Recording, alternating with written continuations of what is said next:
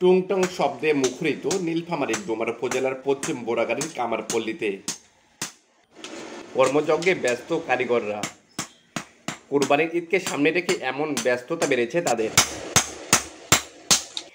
বছরের অন্যান্য সময় কাজ কম থাকলেও কুরবানি ঈদে দম ফেলার ফুরসত নেই কামারদের। তীব্র গরম আর আগুনের উত্তাপেও বিশ্রাম নেই তাদের। রাত দিন এক করে কাজ করে যাচ্ছেন তারা।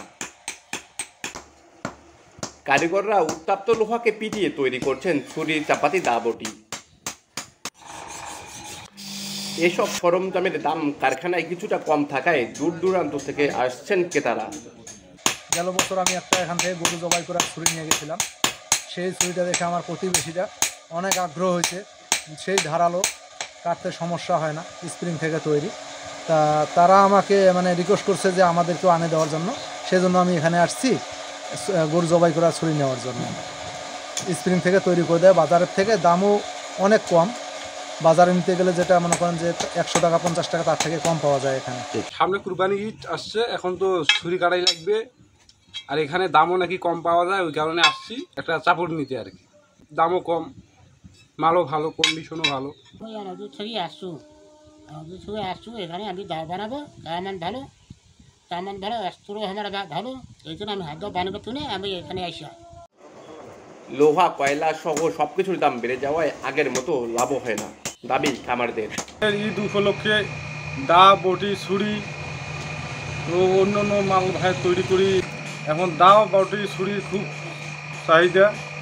কয়লার দাম বেশি, লোহার দাম বেশি, ওই হিসেবে মানুষের কাছে মালের দাম চাইতেও ভয় লাগে। শুনিও পালে যাচ্ছে যে এত টাকার দাম একটা জিনিস, বটি 1000 টাকা, 1200 টাকা, চাকরে 1000 টাকা, নিতে ভয় পাচ্ছে। আমার এখানে ছোট, মাঝারি এ ধরনের ছুরি তৈরি হয়। ছোট চাম ছিলার জন্য ছুরি নিতে এবং কুরবানি দেওয়ার জন্য ছুরি নিতে দাম আছে মোটামুটি 50, 60, 100 থেকে 500 পর্যন্ত। আগের মতো লাভ নাই, লাভ কম, পুঁজি কম, ব্যবসা বাণিজ্য চলে না, কম বিক্রি, কম মাল কম রেটে দিতে হয়। ব্যবসায় লোকসান হলেও বাপদাদার পেশাকে টিকিয়ে রেখেছেন তারা। এখন আমাদের এই কুটির শিল্পতে বাপ দাদু 3 পুরুষ কাজ করিয়ে এসেছে, কিন্তু কয়লা, লোহার দাম বেশি, পোষাইতে পারছে না, তো খুব কষ্ট হচ্ছে, কিন্তু না করিও উপায় নেই। আমার বাপ দাদু ঘর করছিল আগে, ভালো পোষাইছিল, এখন পোষায় না, লোহার দাম বেশি, কয়লার দাম বেশি। এই ঈদ উপলক্ষে কিছুদিন দোকান করতেছি, কম রেটে ছাড়ি, গরিব লোক নিতে পারে।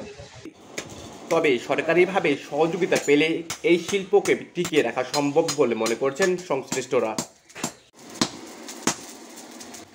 আইয়ুব আলী, নীলফামারীর খবর 24 ঘন্টা।